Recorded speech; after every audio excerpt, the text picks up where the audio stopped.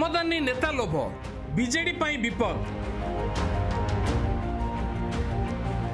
ଅସନ୍ତୁଷ୍ଟଙ୍କୁ ସନ୍ତୁଷ୍ଟ କରିବାର ବାଟ ବନ୍ଦ। ନିର୍ବାଚନ ପାଖେଇଲେ ଦଳଡିଆଁ ପର୍ବ ଆରମ୍ଭ ହେବା ସ୍ୱାଭାବିକ, କିନ୍ତୁ ଅନ୍ୟ ଦଳରୁ ନେତା ଆମଦାନୀ କରିବା ଏବେ ବିଜେଡିକୁ ବୁମେରାଙ୍ଗ ହୋଇପାରେ। ଦଳରେ ନେତା ଏବେ ମାଳମାଳ। ପୂର୍ବରୁ ବିଜେଡି ମୁଖିଆ ନବୀନଙ୍କର କ୍ରେଜ୍ ଯେତେ ଅଧିକ ବଢୁଥିଲା, ବିରୋଧୀ କ୍ୟାମ୍ପ ସେତେ ଅଧିକ ଖାଲି ହେଉଥିଲା। ବିଜେଡିକୁ ଆସିବା ପରେ ରାଜନୈତିକ ଭବିଷ୍ୟତ କ'ଣ ହେବ ତାହାକୁ ନେଇ ସନ୍ଦେହ ରହୁନଥିଲା, କିନ୍ତୁ ଏବେ ଓଡ଼ିଶା ରାଜନୀତିରେ ଆଉ ସେଭଳି ସ୍ଥିତି ନାହିଁ। ବିଜେଡିକୁ ଆସିବା ପୂର୍ବରୁ ଏବେ ଅନ୍ୟ ଦଳର ନେତା ଆଗ ହିସାବ କିତାବ କରୁଛନ୍ତି। ମୁଲଚାଲ ଛିଡ଼ିଲେ ବିଜେଡି ଆସୁଛନ୍ତି, ନହେଲେ ମୁହଁ ମୋଡ଼ି ଦେଉଛନ୍ତି।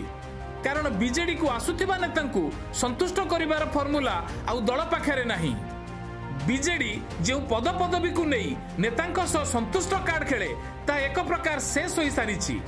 ବିଭିନ୍ନ ନିଗମ, ଦଳର ସାଂଗଠନିକ ପଦପଦବୀ ରାଜ୍ୟସଭାରେ ଥଇଥାନ କରିବାର ସୁଯୋଗ ମଧ୍ୟ ଏବେ ଦଳ ପାଖରେ ନାହିଁ।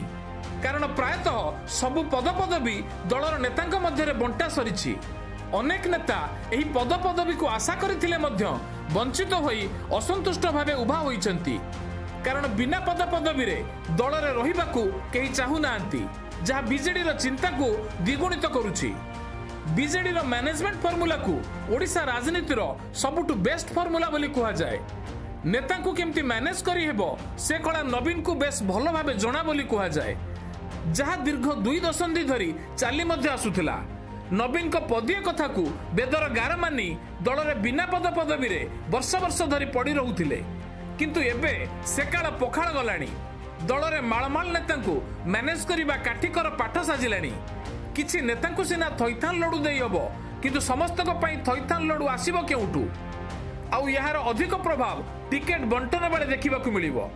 ପୂର୍ବରୁ ଯେଉଁ ଆମଦାନୀ ନେତାଙ୍କୁ ଦଳକୁ ଭରସା ଦେଇ ଅଣାଯାଉଥିଲା, ସେମାନଙ୍କୁ ସୁଯୋଗ ମିଳିବ ନା ପୁରୁଣା ଚେହେରାଙ୍କୁ ନବୀନ ଭରସିବେ, ତାହା ସବୁଠୁ ବଡ଼ ପ୍ରଶ୍ନ। ଏଭଳି ସ୍ଥଳେ ଦଳରେ ଆବଶ୍ୟକତା ଠାରୁ ଅଧିକ ନେତା ରହିବା ଆଗକୁ ଅନେକ ରାଜୁଦାସକୁ ଜନ୍ମ ଦେଇପାରେ। ତେଣୁ ଅନ୍ୟ ଦଳରୁ ଆମଦାନୀ ନେତା ଆଣିବା ବିଜେଡି ପାଇଁ ବୁମେରାଙ୍ଗ ସାଜିପାରେ, ଯାହାର ଫାଇଦା ଧାମନଗର ନିର୍ବାଚନ ଭଳି ବିଜେପି ନେବାକୁ ଚାହିଁ ବସିଛି।